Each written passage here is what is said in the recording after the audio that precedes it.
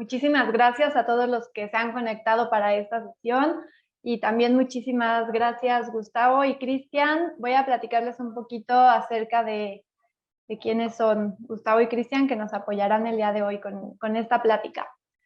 Pues Cristian Tráconis es licenciado en Relaciones Internacionales por la Universidad Iberoamericana de Puebla. Él trabajó en Comnitraffic Logistics, donde desempeñó el rol de coordinador de logística nacional e internacional. Él lleva 8 años participando en las iniciativas de Techo México, pasando por diferentes áreas de la organización, y desde el 2019 es el director estatal de Techo Puebla. Bienvenido, Cristian, y muchísimas gracias. También les voy a presentar a Gustavo Cepeda. Él es licenciado en Derecho por la Universidad Autónoma de Querétaro. Él es socio de la oficina de Deforest Querétaro desde el 2015. Anteriormente trabajó en la Secretaría General de Gobierno del municipio de Querétaro, en la Secretaría de Servicios Públicos Municipales en el municipio de Querétaro, en la Secretaría del Ayuntamiento del municipio de Corregidora Querétaro, en los despachos ZRR Abogados, en RAF Consulting, Cepeda y Ruiz Asociados, y para la agencia aduanera del Grupo GAF, y en el Tribunal Superior de Justicia del Estado de Querétaro. Él es especialista en Derecho Corporativo, Derecho Civil y Contratos, Derecho de la Propiedad Intelectual y Derechos de Autor. Actualmente está realizando una especialidad en Amparo y Derechos Humanos en la Escuela Federal de Formación Judicial del Poder Ejecutivo Federal. Pues bienvenidos a los dos. Muchísimas gracias por estar con nosotros en esta presentación. Este es un poco el calendario de actividades que hemos realizado durante esta semana. El día de mañana tenemos otra plática y el día viernes tenemos una orquesta por parte de la UDLA. También aprovecho para comentarles que el jueves 25 a las 7:30 de la noche tendremos un evento presencial en Puebla. Y pues bueno, les dejo el micrófono. Adelante, Gustavo. Muchas gracias. Bueno, pues muchísimas gracias, Pilar, por la introducción. Cristian, muy buenas noches. Va a ser nuestro compañero de exposición hoy y pues darle sobre todo la bienvenida a todas las personas que hoy nos hacen favor de acompañarnos. Es sui generis este tipo de actividades para nosotros en el despacho, pero bueno, poco a poco hemos ido adaptando nuestras herramientas y nuestro sistema de vida para poder tener este tipo de experiencias. El tema que vamos a tratar hoy es el tema de la vivienda digna. Es un tema jurídicamente muy diverso. Sin embargo, bueno, va enfocado a temas completamente sociales y para el mundo entero, para entrar ya directamente en materia, nosotros tenemos que el primer antecedente del derecho humano, del derecho a la vivienda digna, data de 1948. Esto es en la Declaración Universal de los Derechos Humanos, en donde se le da el reconocimiento al derecho a la vivienda digna como tal. Posteriormente viene un matiz distinto y viene ya un tema un poquito más direccionado a los conceptos propiamente de lo que es la vivienda digna en el año de 1966. Esto es en el Pacto Internacional de los Derechos Económicos, Sociales y Culturales de la Organización Nacional de los Derechos Humanos. Siguiente, por favor. En este contexto, México, como se ha vuelto un país garantista y un país defensor de los derechos humanos a raíz de diversas reformas en la Constitución Política de los Estados Unidos Mexicanos, aterrizan propiamente los derechos fundamentales reconocidos por la Organización Nacional de los Derechos Humanos, por la Organización Interamericana de los Derechos Humanos y diversas instituciones mundiales respecto a los derechos humanos fundamentales. México adopta un cierto criterio y en su artículo primero de la Constitución Política de los Estados Unidos Mexicanos establece que todas las personas van a gozar de los derechos que la propia Constitución Política reconoce, así como cualquier otro derecho fundamental que se encuentre reconocido en cualquier otro tratado o documento internacional del que México sea parte. Es decir, que México en este contexto, bueno, tiene una protección específica de lo que es todos los derechos humanos fundamentales. Y en particular, en su artículo 4, que estábamos en la lámina anterior, habla específicamente del tema de la vivienda. Esto es el marco jurídico que proteja al derecho humano como tal de la vivienda digna. Es decir, viene de origen de un derecho humano reconocido mundialmente por organizaciones mundiales, en la que de tal suerte que México es parte de sus tratados y de dichas organizaciones, entonces tiene que aterrizar y adecuar su legislación. Dentro de los tratados internacionales propiamente no solamente se establece los conceptos de los derechos humanos, sino que también se obliga a los estados de los que son parte de estos tratados internacionales a generar todas las condiciones propiamente para que los derechos humanos se puedan garantizar y se puedan llevar a cabo, no solamente con acciones del Poder Ejecutivo, sino involucran diversos poderes como el Poder Legislativo y el Poder Judicial. El Poder Ejecutivo pues tendrá que generar dentro de sus condiciones y sus facultades ciertas políticas relativas al tema de la vivienda, ¿no? Y de igual forma el Poder Legislativo tendrá que legislar, valga la redundancia y la reflexión, ciertos criterios, ciertas legislaciones que puedan dar pie a que los derechos fundamentales sean debidamente respetados y procurados. Es decir, el derecho fundamental va a estar legislado por el Poder Legislativo para que el Poder Ejecutivo en su oportunidad pueda tener la facilidad de poder ejecutarlo mediante las políticas públicas establecidas. Y tocará ya al Poder Judicial, en el caso de México, pues defender la aplicación de dicho derecho y dichos tratados, ¿no? En todo caso, entrando un poco más en materia, tenemos que el derecho humano como concepto, el primer concepto que se determinó es el compromiso de los estados para garantizar cierto nivel de bienestar social asociado al bienestar de las personas. Es decir, es un concepto muy abstracto que se genera directamente en los tratados internacionales y en los documentos que se generan alrededor de este, ¿no? Sin embargo, ya el Comité de los Derechos Urbanos de Naciones Unidas, en su observación general número 4, que es prácticamente el fundamento de este derecho, establece y define que el derecho a vivienda digna adecuada se considera, no debe ser interpretar como un derecho restrictivo, es decir, no solamente sea de la casa como tal, de las 4 paredes de un techo, sino tiene que tener, además, este techo con 4 paredes y sus cimientos, pues tienen que tener alrededor de este y adyacente a este el derecho de vivir en seguridad y con paz y dignidad, ¿no? Siguiente, Pili, por favor. Este derecho fundamental no es autónomo, es decir, este derecho para que se pueda llevar a cabo y pueda tener un debido cumplimiento, tienen que generarse diversas libertades que alrededor del propio derecho establecen, es decir, varios conceptos adyacentes al concepto del derecho fundamental a vivienda digna tienen que verse velados y cuidados por los ordenamientos jurídicos. Como les comentaba, los 3 poderes de gobierno que están involucrados en nuestro país tendrán que velar para que se cumplan ciertas libertades alrededor de lo que tiene que ver con el derecho humano fundamental de vivienda digna. Por ejemplo, en este caso tenemos que hay ciertos derechos y libertades que tienen que ser protegidos, como es el trabajo forzoso y la destrucción o la demolición arbitraria de un lugar, ¿no? Es decir, en este caso, algunas veces los estados generan ciertas políticas públicas que, dadas sus condiciones, tendrán que desalojar o demoler ciertas cuestiones, ¿no? Bueno, este derecho tiene que estar cuidado y garantizado para que en caso de que esto tenga que suceder, tenga que cumplirse ciertos requisitos elementales que velen por las garantías de seguridad jurídica y obviamente el derecho a la vivienda digna, ¿no? El derecho también tiene que estar rodeado por libertades de ser libre de injerencias arbitrarias en el hogar y la privacidad de la familia. Es decir, que nosotros en nuestro techo de 4 paredes, pues tendremos que ser libres, independientes y estar gozando de una independencia de cualquier injerencia de cualquier naturaleza, ¿no? Obviamente también aquí la libertad de poder elegir dónde uno quiere vivir, ¿no?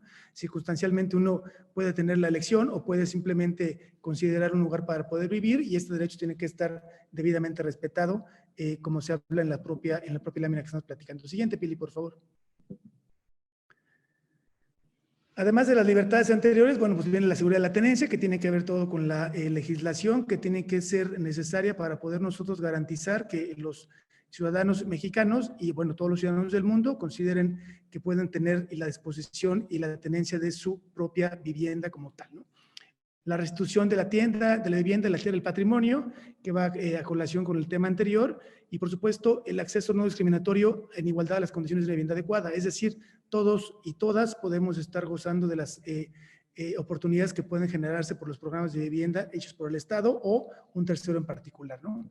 Y finalmente, la participación ciudadana, que tiene que ver con las políticas de vivienda que un Estado puede implementar, en la que todos los ciudadanos del Estado en particular puedan participar con propuestas y sobre todo que tengan la capacidad de poder aportar ideas, y no son únicamente ideas, sino ciertas acciones como las que hoy nuestro amigo Cristian nos va a contar respecto a la asociación que él representa, ¿no? O sea, es decir, el Estado considera que la vivienda digna no es solamente una obligación del Estado. Hay ciertas situaciones en las que organizaciones no gubernamentales participan y por supuesto que son ciertas dependencias o instituciones que facilitan y muchas veces apoyan las actividades gubernamentales. Siguiente, Pili, por favor.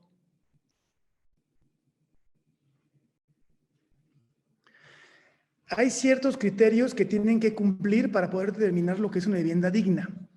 Como les comentaba, además de las libertades que están ya explicadas con anterioridad, nosotros tenemos que, para poder darle la denominación correcta a una vivienda y que la vivienda sea un concepto integral, pues tienen que haber ciertos criterios y sobre todo definiciones que puedan llevarnos a poder determinar lo que es una vivienda digna. Es decir, como les comentaba, el concepto de vivienda no se limita única y exclusivamente a las 4 paredes y un techo, sino que hay ciertas condiciones que la vivienda tiene que cumplir para que pueda ser considerada como tal. Y en ese sentido, pues, nos dar cumplimiento a los ordenamientos legales, tanto nacionales como internacionales, para tal efecto, ¿no? De los más importantes, tenemos que tiene que ser una vivienda que tenga la seguridad de la tenencia, es decir, si los ocupantes no cuentan con la certeza jurídica de dicha vivienda, es decir, que no pueda ser desalojado, que no pueda ser molestado en su vivienda como tal, pues no cumple los efectos, ¿no? No es lo mismo estar en una casa-habitación en la que uno no tiene la certeza de poder tener dicha circunstancia, bueno, pues entonces no se considerará como tal, ¿no? Tiene que haber también una disponibilidad de servicios materiales e instalación de infraestructura.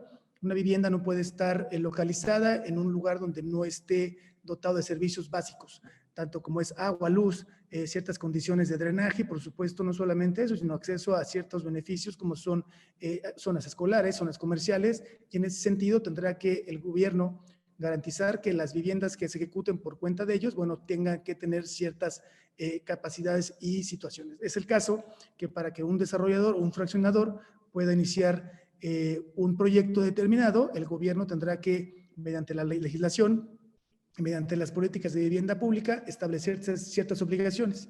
En ese sentido, bueno, pues tendrá que obligarlo a que esté dotada la colonia con servicios, a que dentro de la comunidad exista una escuela, que dentro de la comunidad exista una comercial, es decir, todos los servicios que puedan garantizar y puedan considerarse dentro del espacio para que la vivienda sea considerada como digna, ¿no? La vivienda tiene que ser asequible, es decir, que en ese sentido los derechos, las personas que habitan las viviendas tienen que tener acceso no solamente a la vivienda como tal, sino a ciertos derechos humanos y las libertades como se estaban platicando con anterioridad, ¿no? Tiene que ser habitable. Es decir, si la vivienda de la que estamos hablando no cuenta con ciertas delimitaciones en cuanto a la propiedad y en cuanto a la privacidad, bueno, pues no será considerada como una vivienda accesible. Es decir, que tenga los elementos mínimos y elementales como para poder ser habitada, entre ellos las limitaciones y, por supuesto, los servicios básicos de servicios sanitarios y entre otros, ¿no? Y obviamente la ubicación, como les comentaba, una vivienda no puede estar localizada en una breña. Es decir, el Estado no puede desarrollar, no puede permitir el desarrollo de un proyecto en particular cuando no tiene los servicios dotados especificados, ¿no? Y por supuesto, finalmente, el tema de la adecuación cultural, que tiene que ver básicamente no solamente con el desarrollo pleno de la vivienda, sino que tiene que también el círculo donde la vivienda esté instalada, bueno, pues contar con ciertos servicios y accesos a varias situaciones que puedan permitir el libre desarrollo y sobre todo el desarrollo integral de los seres que van a habitar, de los seres humanos que van a habitar en esa porción de tierra, ¿no? Siguiente, Pili, por favor.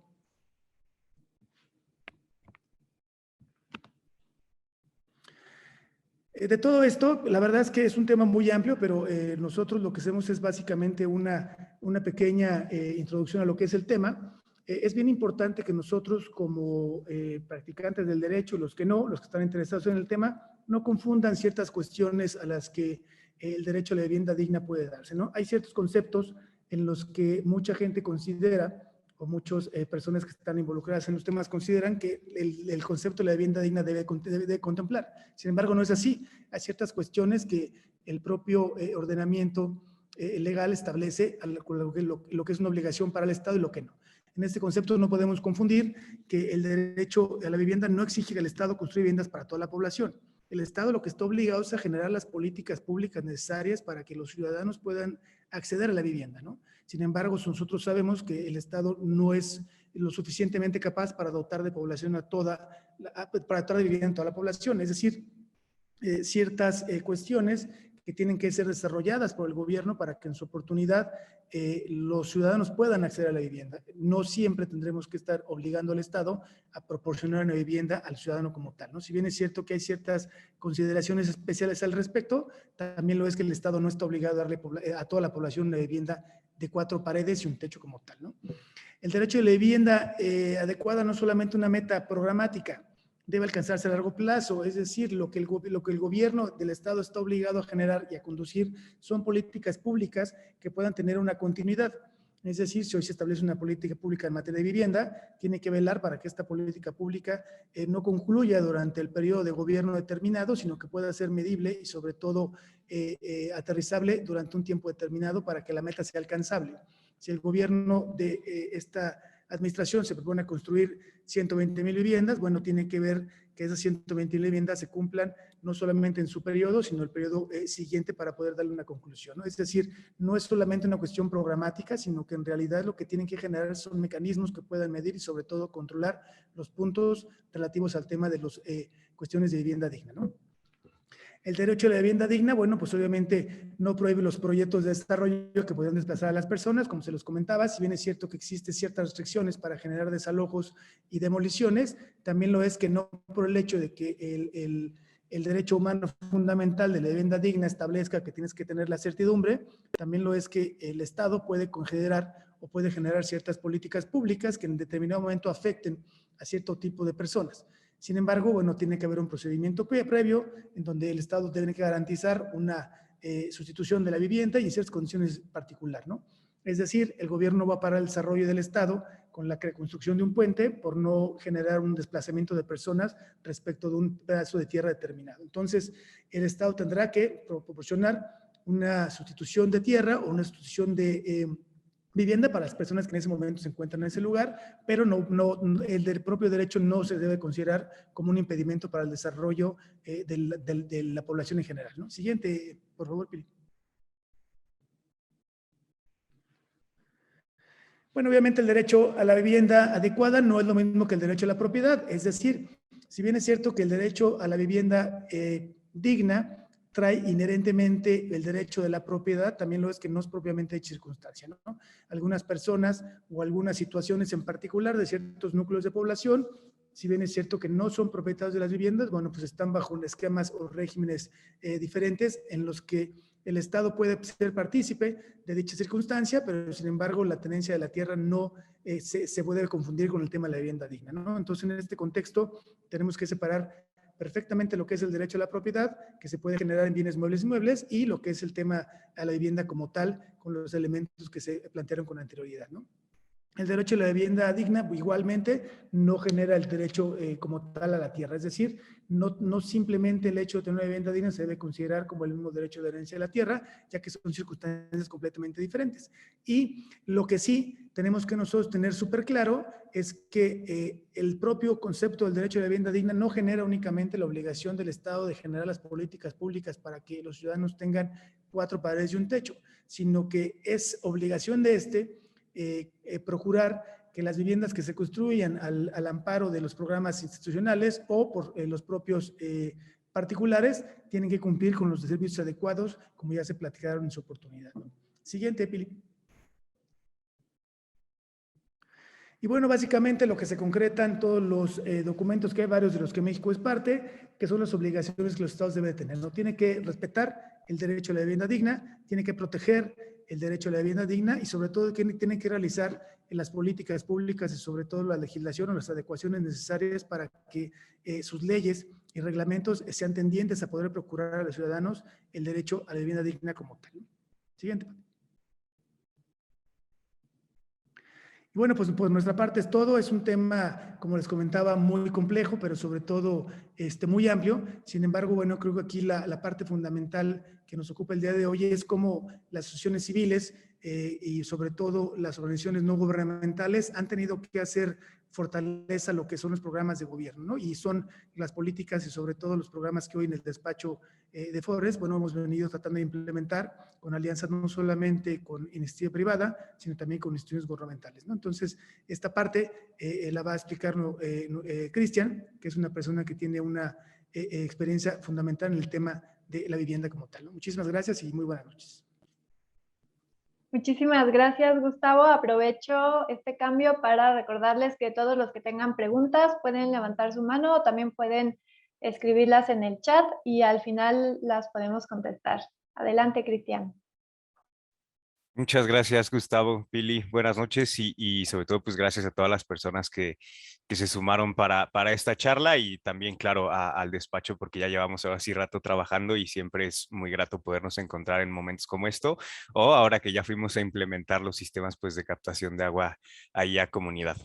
Pero bueno, la siguiente, por favor. Nosotros, justo como mencionaba Gustavo, somos una organización de la sociedad civil que a lo mejor y tiene esta injerencia o esta intervención a falta de todas estas como capacidades o, no sé, oportunidades que se puedan dar por el gobierno para proveer pues una vivienda digna. Entonces nosotros no estamos aquí como para apuntar o mirar como mal, sino simplemente damos solución a todas las problemáticas que esta falta pues de oportunidades o de políticas públicas o algo que haya habido mal en el proceso pues pudieran generar.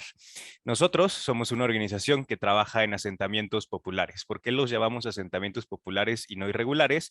Porque creemos que también mucho de esta pequeña como, pues sí, discurso puede tener connotaciones negativas incluso dentro de la misma comunidad y lo hemos visto, ¿no? En encuentros que tenemos de todas las familias o de la mayoría de referentes comunitarios que hemos reunido pues en un solo estado para platicar y creen que por vivir en un asentamiento irregular están haciendo algo completamente malo, ¿no? Entonces, como estos pequeñitos acciones que también podemos realizar, es algo que es muy interesante. Decidimos llamarlo asentamiento popular porque creemos que la definición es lo más adecuado a los lugares donde nosotros trabajamos, que tal cual es un asentamiento humano en donde las familias de la misma comunidad pues se organizan para la consecución de todos estos derechos, de todos estos servicios básicos por sus propios medios.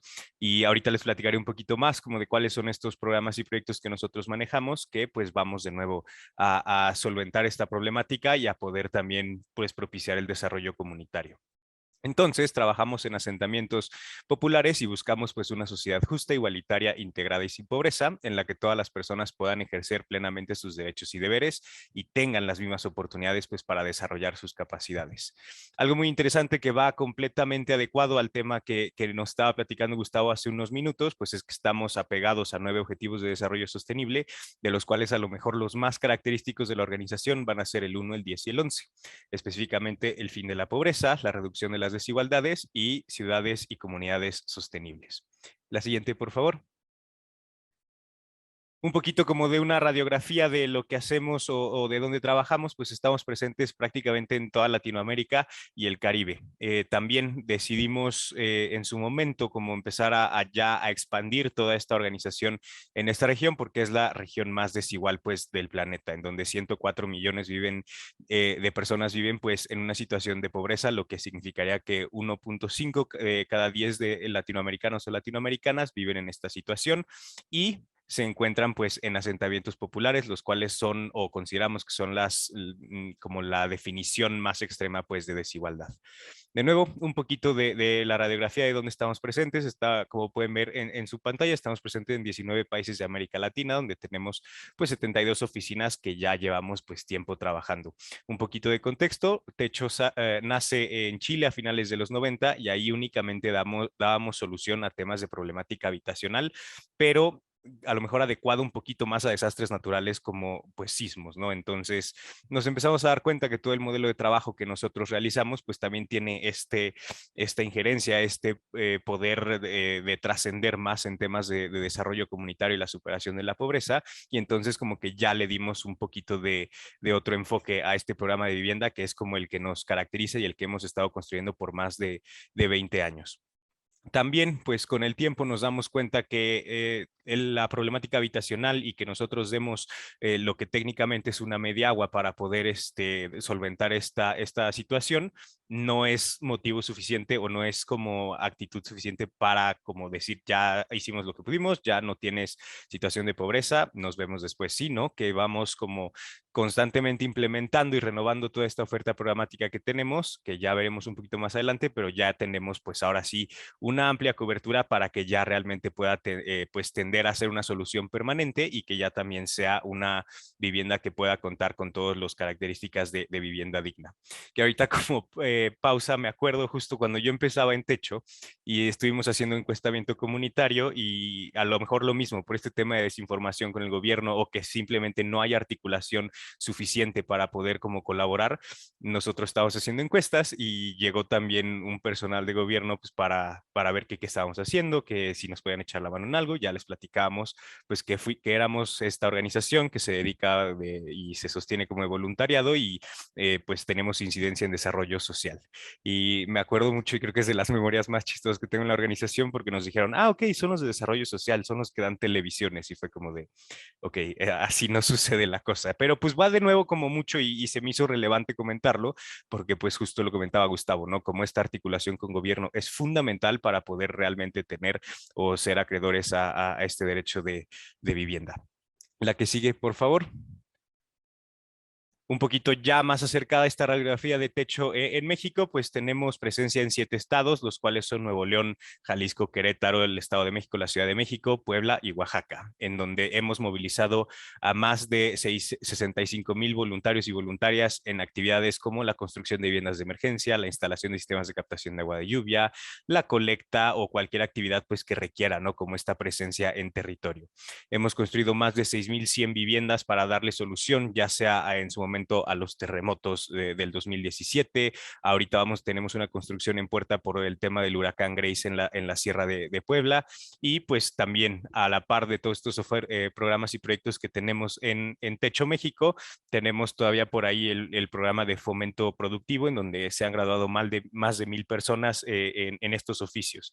Como el programa de sistema de captación de agua pluvial es bastante nuevo, tenemos hasta ahorita 530 instalados y pues vamos por más porque sabemos a lo mejor ahorita en época de pandemia que hemos escuchado desde marzo del 2020 lávate las manos y lo vemos apuntado en todos lados y nosotros nos preguntamos, ok, ¿y qué pasa con las personas que no tienen tan fácil acceso al agua, ¿no? Entonces pues tenemos esta incidencia que tuvimos pues esa fortuna de que ya personas de la firma pudieran participar con nosotros para poder implementar esta solución.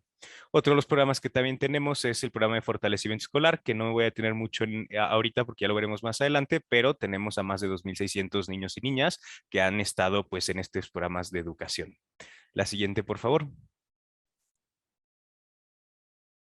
Ahora sí, como los focos de la organización son 3, porque a lo mejor ahorita puede que todo suene muy interesante, muy padre, pero luego llegan personas que les dijeron o creían que a lo mejor por servicio social íbamos a estar construyendo viviendas de emergencia todos los fines de semana y digo, eso estaría pues bastante bueno porque daríamos una solución un poco más rápida, pero no, tenemos estos 3 focos que pues dictan como el trabajo de techo a nivel pues internacional. El primero, vamos a trabajar siempre por temas de desarrollo comunitario.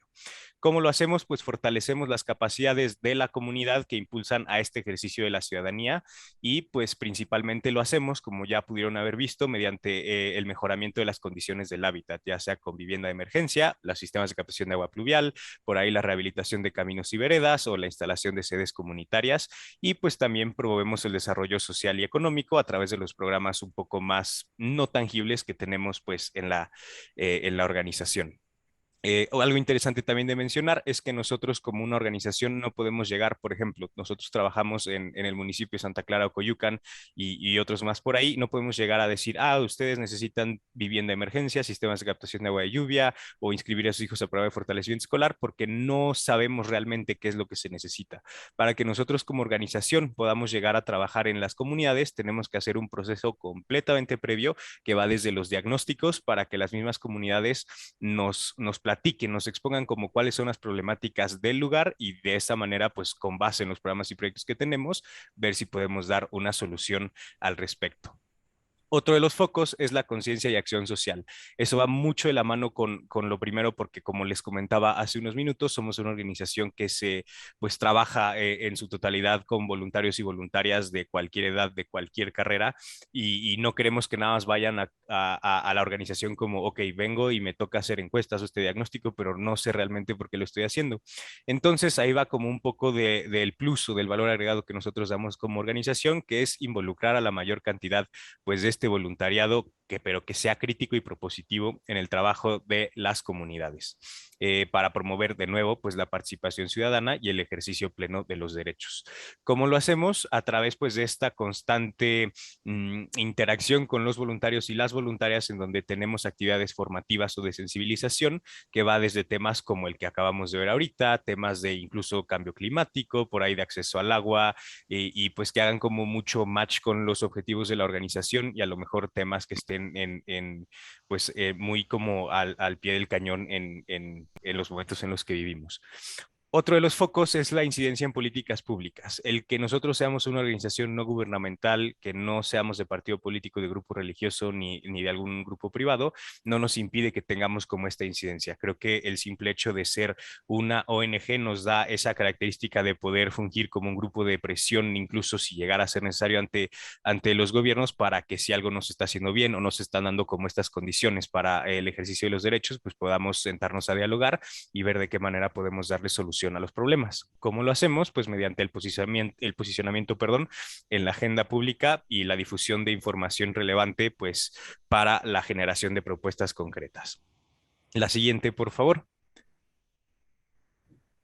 Y un poquito ya para centrarnos justo en cómo trabajamos o cómo todo es este proceso desde que llegamos a una comunidad hasta que seguimos evaluando o tenemos la salida de la misma, porque igual como adelantándome un poquito, no es la idea que nosotros como organización estemos 5 o 10 años en una misma comunidad, porque efectivamente no estaríamos como haciendo bien nuestro trabajo, no estaríamos pues desarrollando las capacidades comunitarias necesarias para que por sus propios medios salgan adelante. Entonces, la tirada como de techo es que eventualmente dejemos de existir porque hicimos un buen trabajo. Digo, ya llevamos 20 años y sabemos que a lo mejor va un poquito para largo, pero pues siempre teniendo como en mente esta horizontalidad desde los voluntarios hasta los pobladores y pobladoras de la comunidad, creo que podemos seguir haciendo un buen trabajo y cambiando pues la realidad de muchísimas personas que viven incluso aquí en el estado, ¿no? En Puebla. ¿Cómo trabajamos ahora sí? Pues nosotros al llegar a los asentamientos, hay un proceso también previo a este, que el área de investigación social se dedica pues a estar como investigando, estar mapeando constantemente asentamientos en los que nosotros seamos probables que podamos trabajar. Lo hacemos con herramientas pues de la INEGI, por ahí incluso con Google, incluso de boca a boca como de vecinas y vecinos de la comunidad, pero una vez que ya tenemos identificado como esta comunidad prospecto, pues nos acercamos con algún vecino o vecina, incluso con el municipio, pues para ver si es posible que nosotros podamos trabajar ahí, porque ha habido comunidades que nos dicen que pues no, que muchas gracias, que ahorita como su foco está en otro tema, que pues no es como ahí no podemos tener esa interacción o simplemente no podemos darle solución a esa problemática.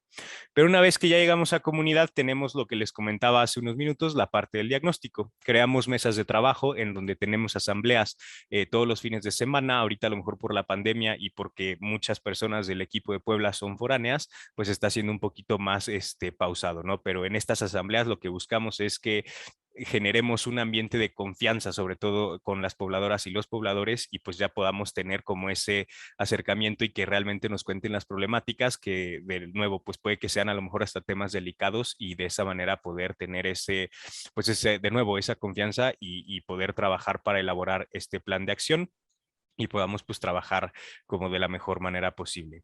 Una vez que ya tenemos este plan de acción, pasamos a la parte de la elaboración de proyectos, que va desde lo que se identificó, problemáticas habitacionales, problemáticas de acceso al agua, de rezago educativo y entre otras. Una vez que ya implementamos, pasamos justo al periodo de evaluación, que lo hacemos en conjunto con la mesa de trabajo para ver si realmente han dado solución pues estos programas y proyectos que hemos implementado, y si es como necesario que volvamos a implementar a los mismos. En una de esas puede que ya hayamos como dado hasta donde lleguemos como con los programas y proyectos, y en ese momento es cuando nosotros pues procedemos a salir de la comunidad y a buscar otra en donde podamos trabajar. La siguiente, por favor. Ahora sí, un poquito de la oferta programática que tenemos este año y ya planeada para la siguiente y ya un poquito más centrado pues al tema que platicaba Gustavo hace unos minutos, cómo intentamos hacer esta solución de la vivienda ya que sea completamente o que tienda a la permanencia y que cuente pues con la mayoría de los servicios. La siguiente, por favor. La primera va a ser pues como, voy a decir, el proyecto Ancla que tenemos en la organización, que es la vivienda de emergencia. Tal cual, son 18 metros cuadrados y como pueden ver en la foto, pues es una mediagua que pues dota a las familias de este espacio extra. Incluso ahorita lo estamos como viendo para combatir el hacinamiento, a lo mejor en temas ahorita de pandemia y para que puedan tener un espacio más para tener una contingencia pues mucho más sana. Y por eso consideramos que el impacto es significativo en temas de salud e incluso hasta motivación, porque muchas familias pues sí lo ven como ese apoyo extra o algo que por sus propios medios también, porque construimos con las familias, pues pueden salir adelante. Entonces tiene la parte como más simbólica, pero también la parte significativa en donde nosotros pues tenemos incidencia directa en los temas de problemática habitacional, que les digo, ya sea por algún tema de desastre natural o simplemente por alguna de estas faltas de condiciones gubernamentales que pudieran pues como canalizar a las familias para asentarse en estos como lugares y pues otorgarles de un espacio extra. La siguiente, por favor. El que les comentaba hace ratito, pues es el programa más reciente, ¿no? Los sistemas de captación de agua pluvial, en donde específicamente tenemos pues incidencia en temas de acceso al agua. Aquí un poco de lo que les comentaba, pues es el tema que también estos asentamientos donde trabajamos son zonas que tienen estrés hídrico o hay algunas otras como situaciones que hacen que escasee pues mucho el agua. Al inicio, estos sistemas de captación de agua pluvial solamente, como pueden ver en la foto, se adaptaban pues específicamente a las viviendas de emergencia que nosotros construimos. Nos dimos cuenta que no es la tirada porque va a haber personas que tengan una vivienda un poco más definitiva, pero aún así no tengan el mismo acceso al agua. Entonces, nosotros podemos trabajar con este sistema de captación de agua pluvial en diferentes pues viviendas, siempre y cuando a lo mejor el techo o la salida del agua sean los adecuados pues para poder recolectar el agua. También esto tiene un impacto en temas económicos para las familias porque nos han comentado que hay lugares o a lo mejor en comunidades más lejanas como una que se llama San Juan Tepulco en Acajete donde también trabajamos, que las pipas ahí cobran pues bastante dinero para poder llegar, ¿no? Y ahorita justo que a lo mejor ya está terminando la temporada de lluvias, pero sí como el beneficio que tienen las familias y sobre todo a lo mejor la facilidad de usar este sistema pues es muchísimo. La siguiente, por favor. Otro de estos nuevos proyectos que ya van siendo pues como poder involucrar un poco más a la vivienda de emergencia que nos ha dado a lo mejor hasta miedo, ¿no? Como modificar, porque ya es el proyecto que hemos trabajado desde hace tiempo, pero es como esta ya tendencia a la permanencia con estos diferentes como añadiduras al mismo espacio donde habitan. Tenemos también pues por ahí el tema de baños ecológicos con biodigestores o baños secos para proveer a las familias pues de otro espacio para que tengan que pues no sé, impliquen como en todo el tema del saneamiento pues incluso si por ahí tuvieran como este espacio o no tuvieran un espacio definido, por ahí también a lo mejor como tener incidencia en un poquito en los temas de salud y eliminar como todo este riesgo pues de enfermedades. La siguiente, por favor.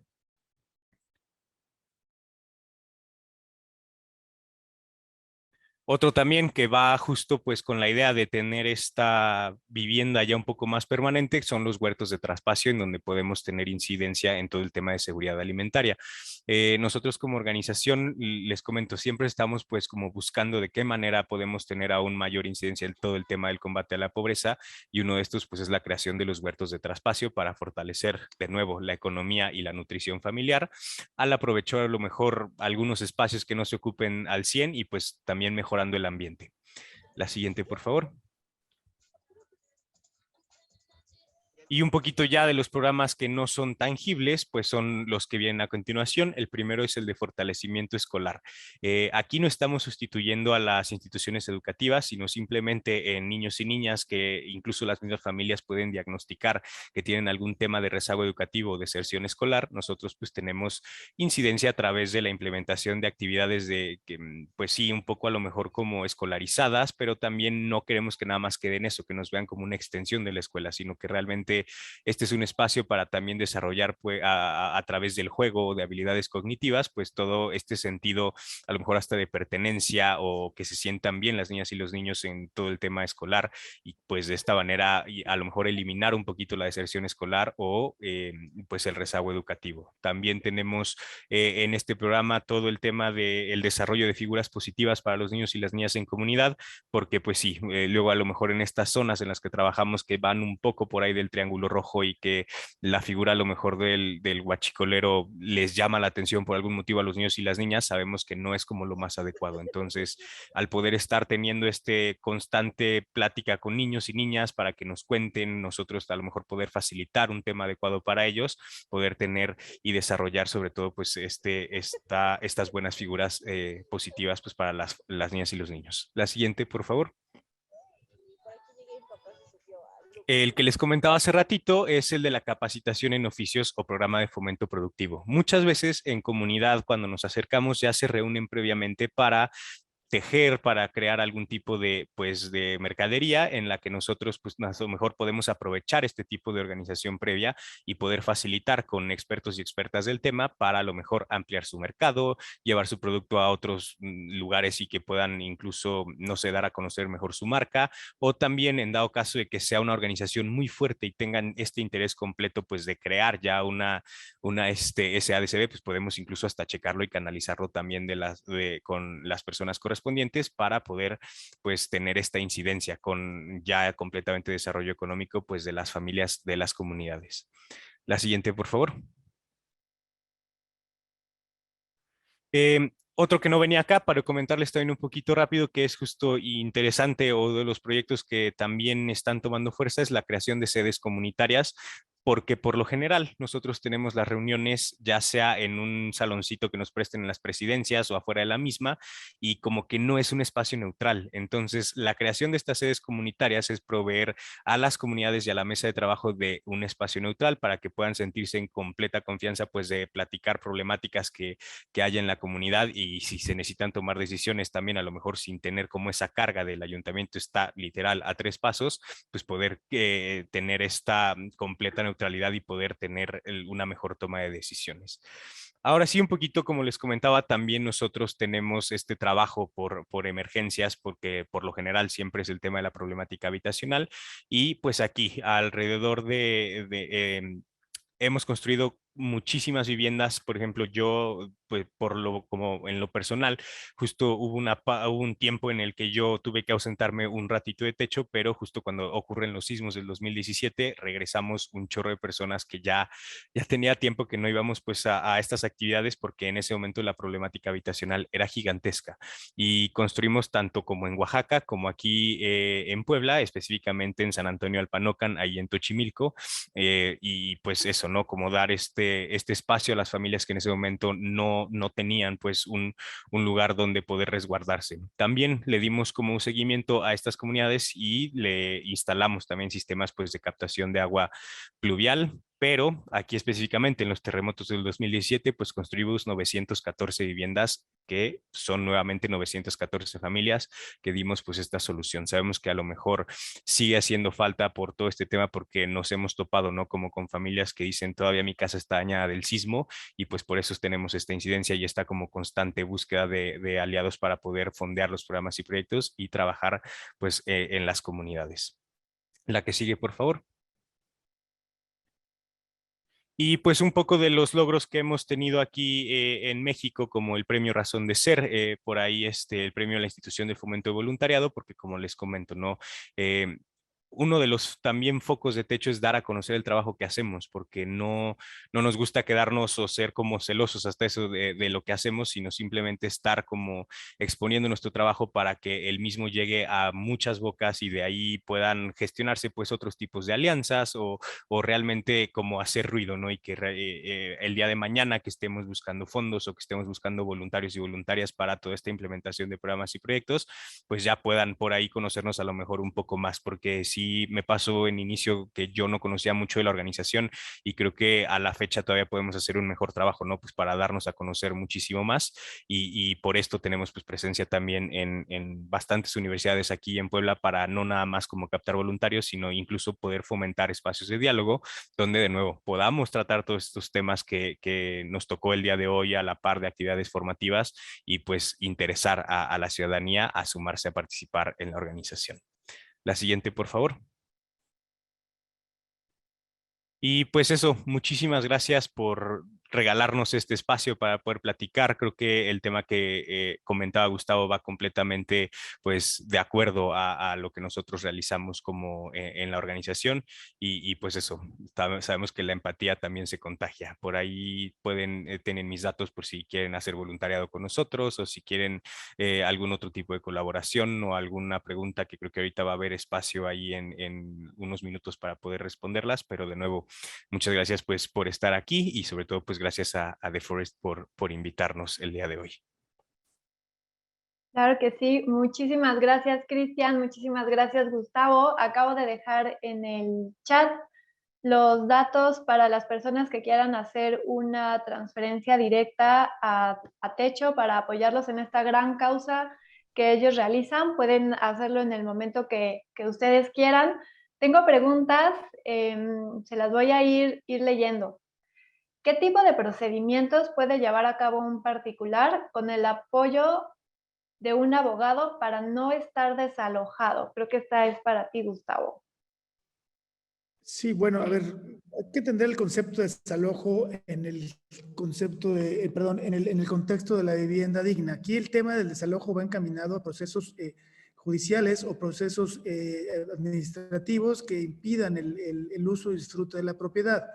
Hay conflictos entre particulares que versan sobre cuestiones de arrendamientos y van en materia de desalojo, ¿no? Pero si es en temas relacionados con el concepto de la vivienda digna como derecho humano, bueno, pues básicamente como el propio derecho lo establece en los tratados internacionales y en la propia legislación mexicana, el derecho fundamental no puede detener el derecho, perdón, el desarrollo de las comunidades y de los estados, ¿no? Entonces, en ese sentido, pues más que prevenir el desalojo, evitar el desalojo, tenemos que buscar que el desalojo venga con una resolución al problema, con una institución de vivienda, con una indemnización suficiente para que la persona que en este supuesto está desalojado podría acceder a una vivienda digna nuevamente, ¿no? Pero sí, en ese contexto no se impide el desalojo, al contrario, el derecho a la vivienda digna no entorpece un derecho fundamental también que tienen los habitantes, que es el desarrollo del propio Estado como tal, ¿no? Muchísimas gracias, Gustavo. Cristian, pregunta María Fernanda. ¿Trabajan con voluntarios o empleados que hablan idiomas locales para facilitar la relación con las personas de la comunidad? Gracias. Creo que hay veces en las que ha pasado ambos, ¿no? Por lo general, o como cuando llegamos a otra comunidad, siempre o la mayoría de las veces, aunque hagamos este proceso previo con el área de investigación social, va a ser por recomendación, vamos a decirle, de las familias con las que ya trabajamos. Justo ahorita en el municipio de Santa Clara, Coyucan, en una comunidad que se llama Santa María Malacatepec, una vecina de la mesa de trabajo nos dijo, aquí a 5 minutos, incluso seguramente han pasado por ahí, hay una junta que se llama San Isidro Petlacatul y ya tenemos como personas interesadas que se han estado acercando para que podamos platicar pues con ustedes y ver si podemos formar otra mesa de trabajo ahí. En dado caso de que sea a lo mejor estos municipios indígenas donde trabajamos como en la sierra que va a ser el municipio de Huehuetla próximamente, ahí sí nos apoyamos pues de personal de la comunidad para que podamos facilitar incluso pues la comunicación. Es muy importante esto porque porque a lo mejor como el contexto de este escepticismo que luego tienen las personas de la comunidad, que lleguemos nosotros con alguien que pueda avalar a lo mejor nuestro trabajo o que pueda hablar sobre todo por estas experiencias previas o como resultados que hemos dado, pero creo que implica o depende muchísimo como de la comunidad en la que estemos trabajando. Muchísimas gracias, Cristian. Tengo otra pregunta para ti. ¿Cuál es la mayor dificultad que encuentran al realizar su labor día a día? Híjole, creo que ahorita es todo el tema de la virtualidad. Eh, Creo que antes de la pandemia, pues aunque en Puebla fuéramos muchísimas personas, bueno, fueran muchísimas personas pues foráneas, bien o mal por la universidad, por trabajo, estaban acá y podíamos tener estas pues asambleas, estas construcciones de viviendas de emergencia u otras actividades masivas sin ningún problema. Ahorita, hoy por hoy, al menos en el caso de Puebla específico, pues es a lo mejor la virtualidad, porque algo nos comentaba justo la presidenta de la mesa de trabajo de San Mateo Mendizábal, otra comunidad donde trabajamos, el municipio de Amozoc, que sí se le hacía hasta un poco triste, ¿no? El tema de estar trabajando todo el tema pues, o todos los temas de manera virtual, porque nos comentaba que se perdía mucho como este factor de confianza que pueden tenernos. A lo mejor otro de los problemáticas, y creo que eso sí es general y es incluso de antes de la pandemia, es que a lo mejor la participación pues de las comunidades o de las familias es un poco fluctuante. Cuando recién comenzamos, a lo mejor es baja, cuando ven que ya llevamos algún programa de proyectos sube bastante y sobre todo por eso, ¿no? Como estamos, fondeamos estos programas y proyectos a través de un modelo de voluntariado corporativo, pues a lo mejor y tarda un poquito más, sobre todo ahorita a lo mejor con la incertidumbre económica pues que ha dejado la pandemia es otro caso, pero esa como participación, porque la mesa de trabajo de las comunidades siempre está ahí activa y trabajando y como comprometida, pero pues claro, no, el beneficio no es para 5 o 10 personas, sino queremos que sea para la mayoría de las familias de ahí de las mesas de trabajo. Entonces serían pues esas dos. Muchas gracias, Cristian. Nos preguntan también, ¿cuál es la relación que ustedes tienen al día de hoy con las autoridades o cómo es?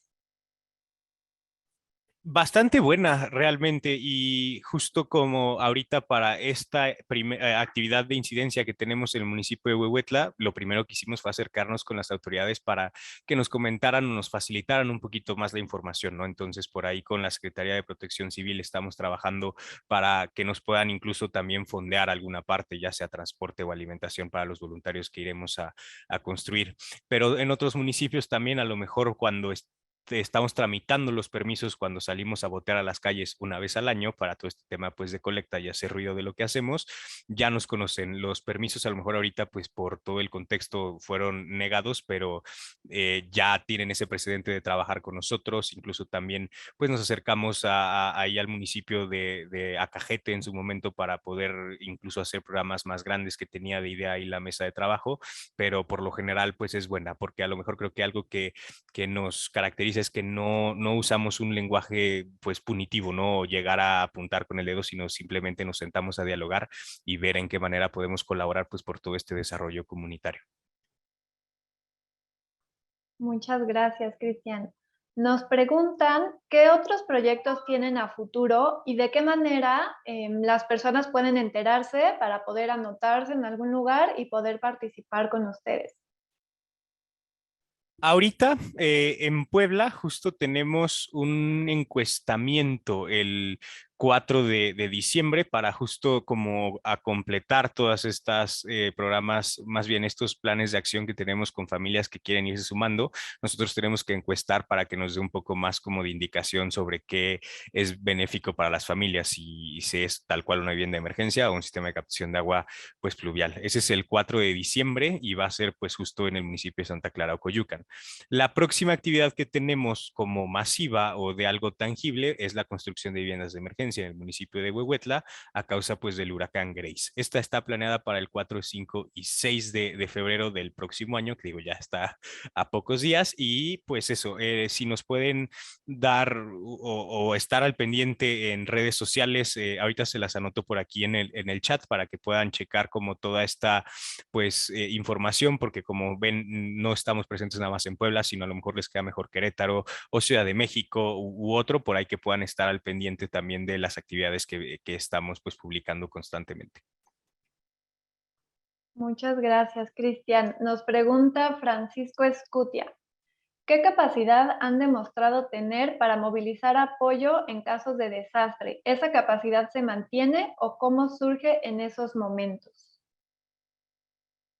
Muy buena pregunta. Creo que eso le corresponde completamente y el honor es para el equipo de desarrollo de fondos. De verdad, de cuando justo me acuerdo, ¿no? De todo el tema del terremoto, han estado como activamente invitando a empresas que se sumen no solo a donar, sino también a participar en la implementación de estos programas y proyectos. Creo que también algo a lo mejor más centrado a lo local, pues es todo esta labor no de convencimiento, pero sí el estar teniendo estos espacios de diálogo o espacios como este para dar a conocer el trabajo que hacemos como la organización, ya sea a través de servicio social, a través de pláticas con escuelas, a través de ferias de voluntariado y pues de esa manera poder como sembrarles la semillita a todas las personas que participan con nosotros pues poder tener estos resultados, ¿no? De movilización a lo mejor para toda la construcción de viviendas de emergencia, porque ha habido construcciones tan pequeñas como que sean 3 viviendas nada más y se requieran unas 20 personas máximo, hasta construcciones que han ido de hasta 50 viviendas y pues se ha movilizado gente de todo el país. Muchas gracias, Cristian. Tenemos una pregunta más. ¿Cómo podemos ayudar o apoyar si Techo no tiene presencia en el estado en donde vivimos actualmente? Esa es una muy buena pregunta porque justo pues hemos también dialogado, ¿no? Dentro de la organización que hay estados donde creemos que es viable que Techo esté presente, pero creo que otra área de oportunidad que tenemos mientras no lleguemos a los mismos estados es poder pues platicar en conjunto a lo mejor y si no está la organización ahí presente, creo que el modelo de trabajo es algo que se puede replicar y que solamente con que haya voluntad y por ahí colaboración entre vecinas y vecinos de las mesas de trabajo y la ciudadanía sería más que suficiente. Eso está muy interesante y podría pues eso, ¿no? Como después agendar una reunión con esta persona que está interesada para platicarle a lo mejor ya muchísimo más a fondo como el modelo de trabajo y que sea pues replicable. Eso estaría bastante interesante. Pues, muchísimas gracias, Cristian. Tenemos una pregunta más para ti, Gustavo. En esta ocasión me preguntan, ¿qué es lo que te aporta trabajar en este tipo de asuntos, especialmente en los que son pro bono? Pues más que aportarnos a nosotros, es al revés. Lo que nosotros tratamos en The Forest como firme, como política de nuestra pequeña institución, es regresarle un poquito a la sociedad lo que han puesto nosotros, ¿no? La confianza de la sociedad y sobre todo de las instituciones no gubernamentales que depositan en nuestra firma para poder despachar asuntos que son de su naturaleza. Bueno, nosotros, lejos de aportarnos algo, más bien nos da la oportunidad de poder devolver algo a la sociedad como tal. Creo que todos los mexicanos, no solamente como instituciones y como instituciones como Techo, sino como propios individuos, tenemos que estar obligados en cierto punto a poder devolver a nuestro estado, a nuestro entorno, un poquito de lo que ha sido de lo que hemos sido beneficiados del mismo, ¿no? Entonces, sin duda, te digo, más que aportarnos a nosotros, creo que nos da la oportunidad de poder devolver algo a la sociedad a la que pertenecemos. Y obviamente, en conjunción como organizaciones como Techo, bueno, nos permite hacer que nuestro granito de arena, en lugar de ser uno, sean 2 o 3 o 4. Sin duda hay muchísimo trabajo por hacer, no solamente por parte del gobierno, sino por propias instituciones no gubernamentales y nosotros como ciudadanos y habitantes de nuestro entorno, ¿no? Muchísimas gracias, Gustavo. Gracias, Cristian, por esta sesión tan interesante en donde conocimos muchas cosas que a lo mejor no sabíamos que sucedían. Conocimos también formas en las que podemos apoyar para que deje de pasar como cosas que no deberían de. Gracias nuevamente. Los invitamos a todos. El día de mañana vamos a tener otra plática muy interesante. Se llama Estamos preprogramados para ayudar. Es un conversatorio, los esperamos, va a ser en versión online también.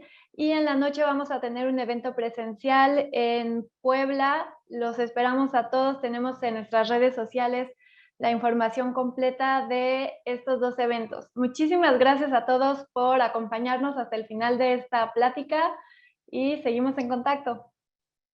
Gracias a todos. Hasta luego. Buenas noches. Hasta luego, muchas gracias.